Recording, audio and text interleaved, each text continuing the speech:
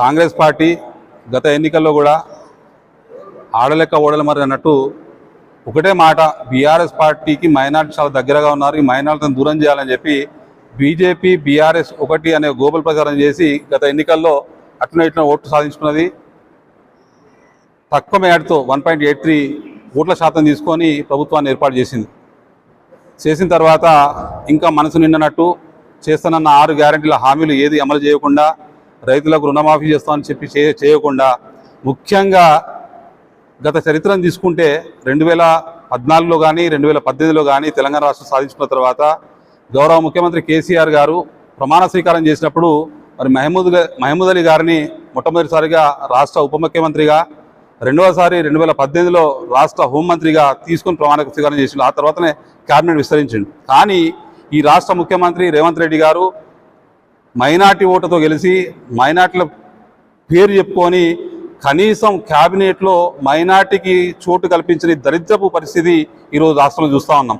చాలామంది మైనార్టీలు ఏమంటారంటే కాంగ్రెస్ హమారా సాత్ దేరా, కాంగ్రెస్ హమారా సాత్ దేరా, కాంగ్రెస్ హమారా సాత్ లేదేరా, కాంగ్రెస్ మనల్ని మోసం చేస్తున్న విషయాన్ని మైనార్టీ పెద్దలు గ్రహించాలని మేము మీ ద్వారా వారికి విన్నవించుకుంటున్నాం. ముఖ్యంగా మైనార్టీలకు ఎలాంటి అది చేయకుండా మరి ఎలక్షన్లకు ముందేమో 4,000 కోట్ల రూపాయలు మైనార్టీకి ప్యాకేజ్ ప్రకటించిండు. దాని ఊసెత్తలేరు. మన క్యాబినెట్ బడ్జెట్లో పెట్టినప్పుడు మరి మైనార్టీలకు ఇంత బడ్జెట్ కేటాయించలేదు. అదేవిధంగా మంత్రి లేడు. మొహమ్మద్ అలీ షబ్బీర్ గారు, పాపం షబ్బీర్ అలీ గారు కాంగ్రెస్ పార్టీలో చాలా పెద్ద నాయకుడు. రాజశేఖర రెడ్డి గారి మంత్రి వర్గంలో 2 పర్యాలు మంత్రిగా పనిచేసిండు. ఆయన తీసుకొచ్చి ఒక మైనార్టీ వెల్ఫేర్ అడ్వైజర్గా పెట్టుకున్నాడు. Minority welfare adviser. ఒకవేళ నువ్వు మైనార్టీలకు ప్రాధాన్యత ఇవ్వాల్సుకున్న రేవంత్ రెడ్డి గారు రాష్ట్రంలో చీఫ్ అడ్వైజర్గా వేం నరేంద్ర రెడ్డి గారిని కాదు, ఒక మైనార్టీని పెట్టుకోవాల్సిన అవసరం ఉండే. ఎందుకంటే మైనార్టీలు నీకు ఓట్లు వేసిళ్ళు, మైనార్టీలను గెలిపించిళ్ళు. ఈ రాష్ట్రంలో మరి కాంగ్రెస్ పార్టీని మైనార్టీలు అధికారంలో తీసుకొచ్చి నువ్వు చెప్పిన గ్లోబల్ ప్రచారాన్ని మా మైనార్టీ సోదరులు నమ్మిళ్ళు. బీజేపీ బీఆర్ఎస్ ఒకటే కావచ్చు నమ్మిళ్ళు. కానీ ఇవాళ మేము చెప్తా ఉన్నాం, బీజేపీ బీఆర్ఎస్ ఒకటి కాదు, కాంగ్రెస్ బీజేపీ ఒకటి అనేది తెల్లమైంది రేవంత్ రెడ్డి గారి మాటలతో. గతంలో ప్రధానమంత్రి మోడీ గారు వచ్చినప్పుడు మరి ఆదిలాబాద్లో మరి రేవంత్ రెడ్డి గారు మాట్లాడుతూ మోడీ మేరా బడాబాయి అన్నాడు.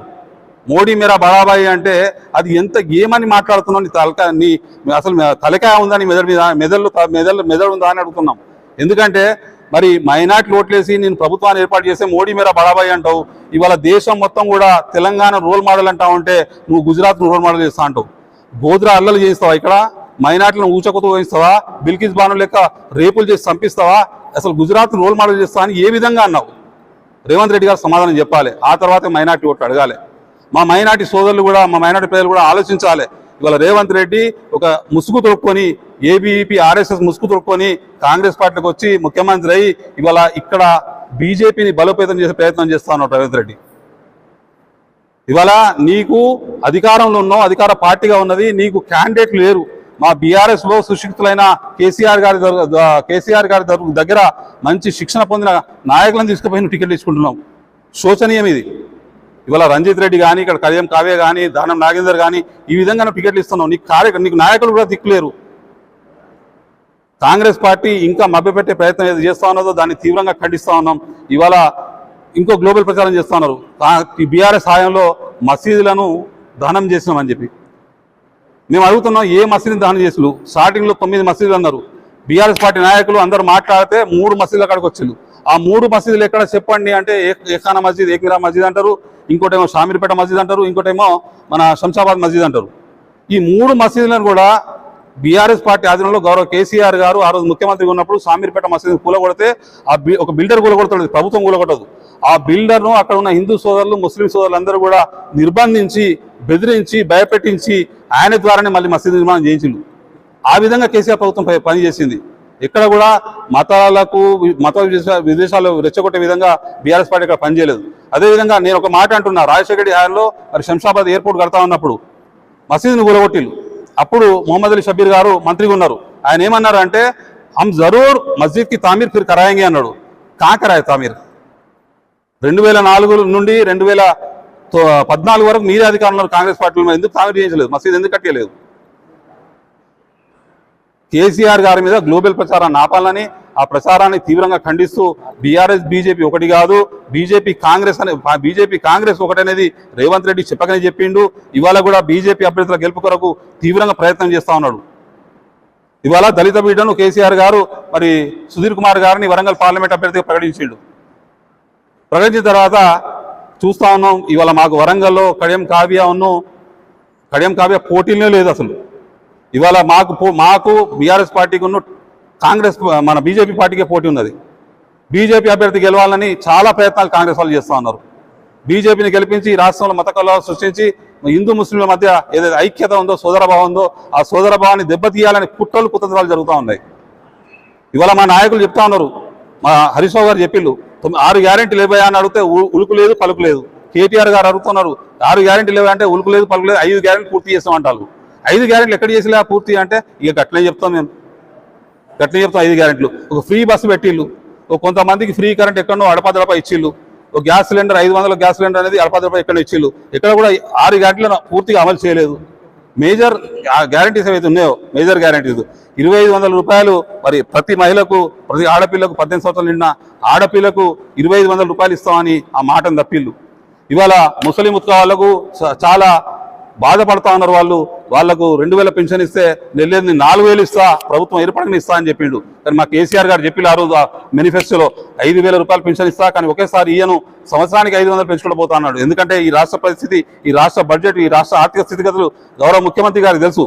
తెలంగాణ రాష్ట్రాన్ని కొట్లాడి సాధించి తీసుకొచ్చింది కాబట్టి ఈ తెలంగాణ రాష్ట్రంలో ఏ విధంగా అయితే ఈ రాష్ట్ర బడ్జెట్ మనం కేటాయించుకుంటాం, ఏ విధంగా అభివృద్ధి చేస్తామని కేసీఆర్ గారికి తెలుసు.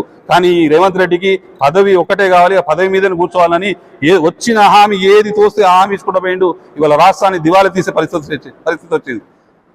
ఇవాళ రైతులకు రుణమాఫీ చేస్తా అంటూ ఉన్నాడు.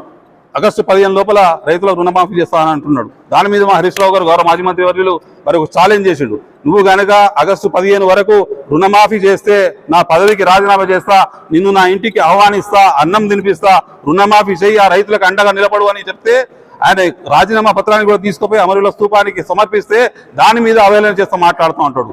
ఏమని అంటాడు, ఇవాళ మంత్రి హరీష్ రావు సరైన ఫార్మాట్లో ఇయ్యలేదు అంటాడు. అరే ఫార్మాట్లో ఏ ఫార్మాట్లో కావాలో నువ్వు అడుగు, మరి నీ సరైన ఫార్మాట్లో నువ్వు నీ ముఖ్యమంత్రి పదవికి రాజీనామా చేస్తాను రాసుకుందా. మా హరీష్ రావు గారు కూడా తప్పకుండా కూడా సరైన ఫార్మాట్లో తీసుకొచ్చి తెలంగాణ మేధావులకు ఇస్తాడు అనే మాట కట్టుబడి ఉంటాడు. బీఆర్ఎస్ పార్టీ నాయకులు ఏదైనా మాట ఇస్తే ఆ మాట కట్టుబడి ఉంటారు. 200 రూపాయలు ఉన్న పెన్షన్ తెలంగాణ రాష్ట్రం వచ్చిన తర్వాత 2014లో 1000 రూపాయలు మొదటగా ఇచ్చి దాని తర్వాత 2000 ఇచ్చిన ఘనత కేసీఆర్ గారిది. కేసీఆర్ గారు మేనిఫెస్టోలో చెప్పకుండానే ఎన్నో మంచి ప్రభుత్వ పథకాలు, సంక్షేమ పథకాలు తీసుకొచ్చి మరి షాదీ ముబారక్ కానీ, కళ్యాణ లక్ష్మి కానీ మేము ఏ మేనిఫెస్టోలో పెట్టలేదు, మేము ఇస్తామని చెప్పలేదు. కానీ ములుగులో జరిగిన ఒక సంఘటనకు బాధపడి మొదటగా 51,000 రూపాయలు, దాని తర్వాత 75,000 రూపాయలు, దాని తర్వాత 1,116 ఇచ్చిన ఘనత కేసీఆర్ గారిది.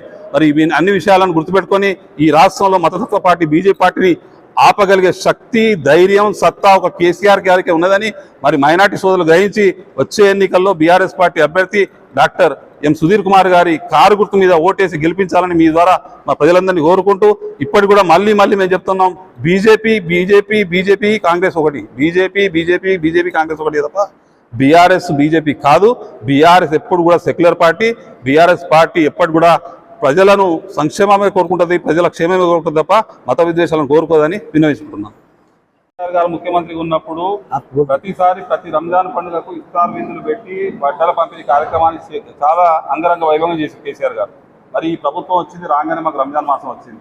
రంజాన్ మాసం రేవంత్ రెడ్డి గారికి తెలియదు కావచ్చు, ఈ రాష్ట్రంలో ముస్లింలు చాలా వెనుకబడి ఉన్నారు, బట్టలు కట్టుకొని పండుగ చేసుకోలేని వారు చాలా మంది ఉన్నారు. బట్టల పంపిణీ చేయాలని కనీస ఇంకిత జ్ఞానం లేకుండా బట్టల పంపిణీ కార్యక్రమాన్ని కూడా ఆపిండు.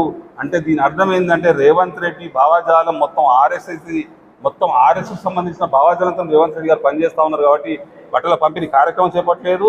అదేవిధంగా మరి ఎక్కడ కూడా ఇఫ్తార్ విందులు అనేది కూడా ఎక్కడ ఇవ్వలేదు. సరే ఎలక్షన్ కోడ్ వచ్చింది, వాళ్ళు బుకాయించే మాటలు చెప్తారు కాబట్టి బుకాయించడం అనేది కాంగ్రెస్ పార్టీకి అలవాటే. మరి బుకాయించే మాటలు చెప్పేటోళ్ళు రంజాన్ మాసం ఎప్పుడు వస్తుంది, ఎలక్షన్ కూడా ఎప్పుడు వస్తుందో రాష్ట్ర ముఖ్యమంత్రికి తెలిసి ఉండాలి. దానికి ముందే బట్టలు పంపించి ఆ బట్టల పంపిణీ కార్యక్రమం చేసి ఉంటే బాగుండేది. ఇవాళ మైనార్టీలు బట్టల కొరకు బుక్క లేరు, వాళ్ళ ఆకలితో లేరు బట్టల కొరకు. కానీ రాష్ట్రంలో ఒక కొత్త రంజాన్ పండుగ అనేది మాకు చాలా పెద్ద పండుగ.